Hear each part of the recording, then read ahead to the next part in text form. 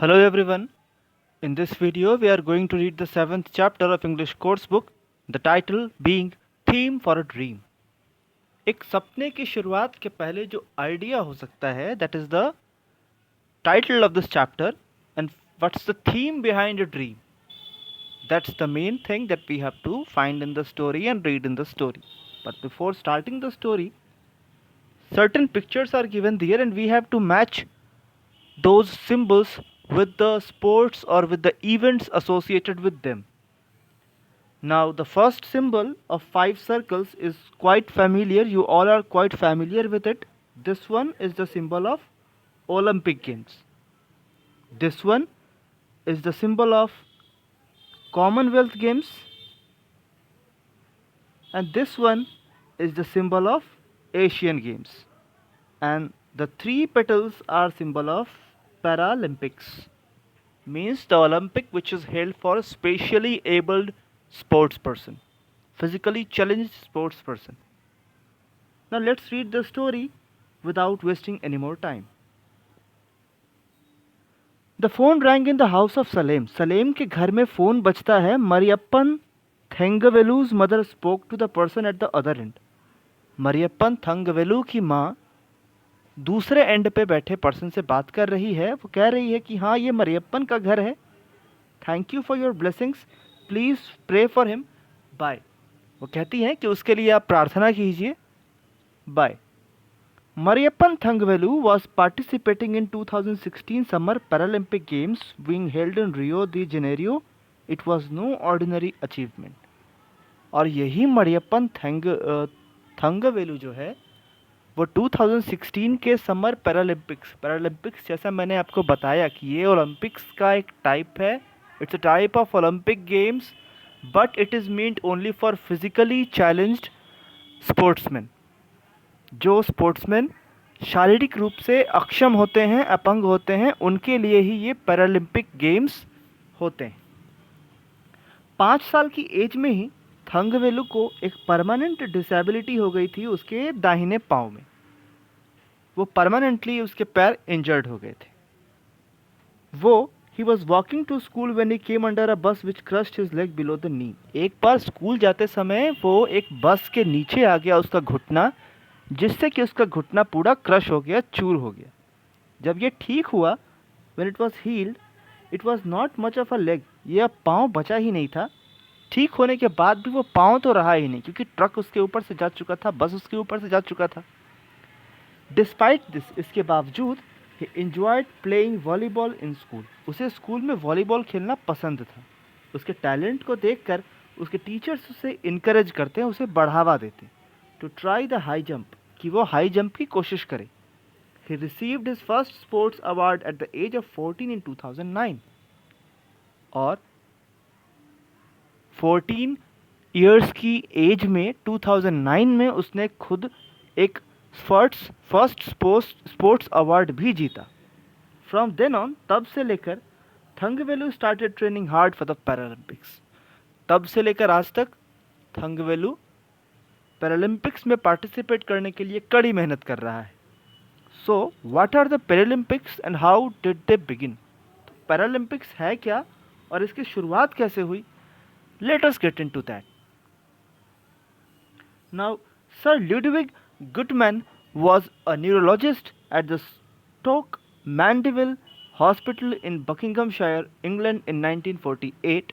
He organized an archery contest for the World War II soldiers. इसकी शुरुआत किसने की? तो सर लुडविग गटमैन, जो कि एक न्यूरोलॉजिस्ट थे, जो नर्व्स की स्टडी करता हो उसे कहते हैं न्यूरोलॉजिस्ट. और ये स्टोक मैंडेविले हॉस्पिटल, जो कि बकिंगमशायर शहर है इंग्लैंड का, वहाँ पे उन्होंने एक कंपटीशन ऑर्गेनाइज किया. वो कंपटीशन था आर्चरी का. और ये किसके लिए था? So it was a contest for world war II soldiers. Some of these soldiers has lost the use of their limbs because of spinal injuries. इनमें से कई सोल्जर्स तो ऐसे थे जिन्होंने शरीर का कुछ हिस्सा गंवा दिया था चोट के कारण. स्पाइन मीन्स रीढ़ की हड्डी. तो रीढ़ की हड्डी में चोट के कारण उनके शरीर का कुछ हिस्सा या तो ख़राब हो गया था या तो उनके शरीर के कुछ हिस्से कट चुके थे। Sir Guttmann believe that the injured soldiers could heal faster and lead normal life through sports. Sir Guttmann का ये मानना था कि अगर इन इंजर्ड सोल्जर्स को ठीक करना है तो उन्हें स्पोर्ट्स के थ्रू हील किया जा सकता है। इनका उपचार, इनमें सुधार स्पोर्ट्स के द्वारा जल्दी लाया जा सकता है। And the contest was the result of this belief. और इसी सोच का नतीजा था ये contest. Which contest? The archery contest, which was meant specially for physically challenged persons. Now let's see what's given further. Later, more and more differently abled soldiers and civilians wanted to participate in games. इसके बाद, ये तो शुरुआत थी, इसके बाद अलग अलग तरह के डिफरेंटली एबल्ड सोल्जर्स।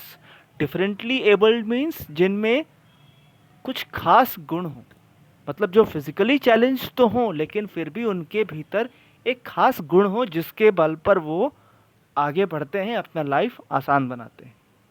तो ऐसे ही कई सोल्जर्स थे जो कि इसमें पार्टिसिपेट करना चाहते थे, और सिविलियंस मतलब आम नागरिक भी इसमें पार्टिसिपेट करना चाहते थे।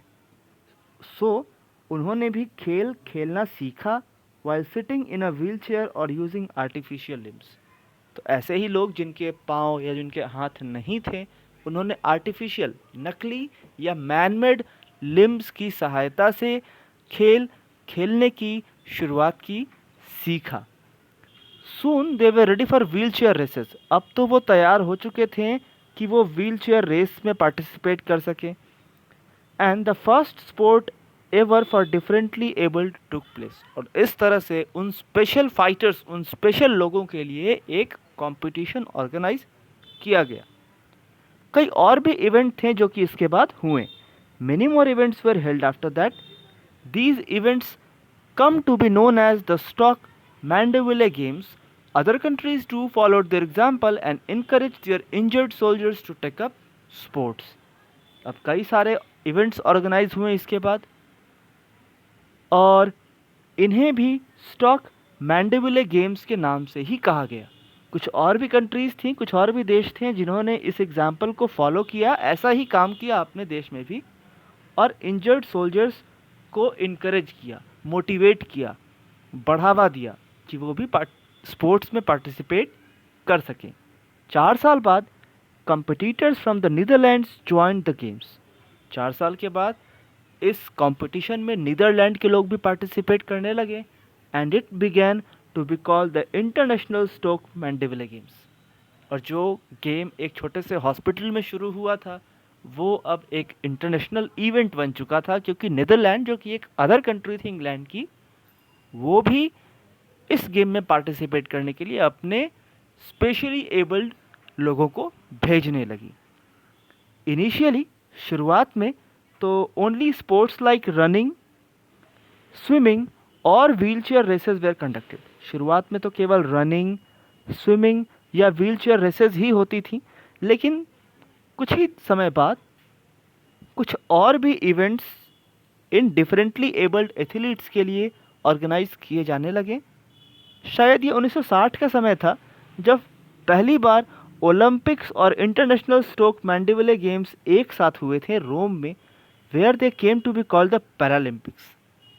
और पहली बार रोम में सर मैंडेविले गेम्स और ये ओलंपिक गेम्स एक साथ ऑर्गेनाइज किए गए दुनिया भर के स्पोर्ट्स पर्सन्स के लिए, और इसीलिए इसका नाम पड़ा Paralympics.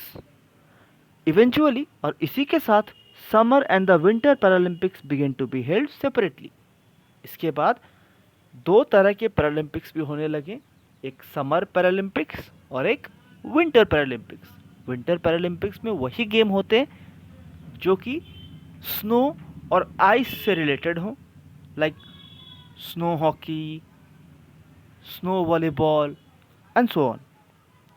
Today, the Paralympics is a unique sport event for differently abled athletes to show what the participants are capable of. While the competitions started with just a few games, today differently abled athletes participate in a number of activities from archery to rugby. Participation in the Summer Paralympics has increased from 400 athletes to from 23 countries in 1960 to nearly 4,350 athletes from more than 160 countries in 2016. अब यहाँ पे ये paragraph तो काफ़ी लंबा था, लेकिन यहाँ कहा क्या जा रहा है कि आज पैरालंपिक गेम्स एक यूनिक स्पोर्ट्स बन चुके हैं, जहाँ पे अलग अलग एबिलिटी के एथलीट्स आते हैं अपनी प्रतिभा को दिखाने के लिए। वाइल द कॉम्पिटिशन स्टार्टेड, जो कंपटीशन की शुरुआत हुई थी वो कुछ गेम्स से हुई थी। शुरुआत में तो कुछ गेम्स ही थे, लेकिन आज कई तरह के गेम खेले जाते हैं, चाहे वो आर्चरी हो या रग्बी हो।